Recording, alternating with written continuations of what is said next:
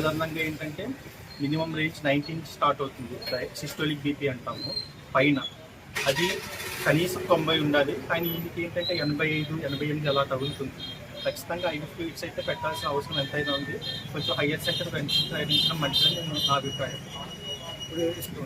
వెంటనే షిఫ్ట్ చేయాలని నేను అనుకుంటున్నాను. హాస్పిటల్లో రెస్ట్ తీసుకుంటాను. అది ఎన్ని రోజులు అయితే ఇలా కొనసాగిస్తానంటే ఎన్ని రోజులు నిరాహార దీక్ష కొనసాగిస్తే ఆరోగ్యం మరింత క్షీణిస్తుందండి. ఇంకొక 3-4 రోజుల్లో బాగా ప్రాణాపాయం ఎట్లా అందే అవకాశం ఉంటుంది.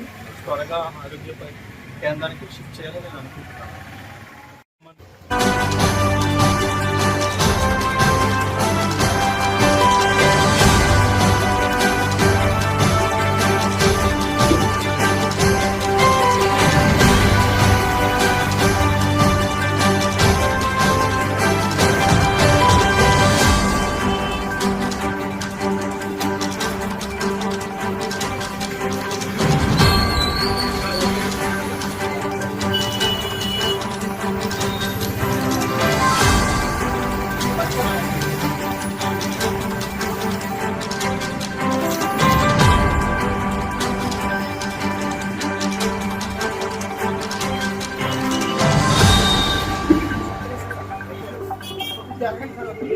Jangan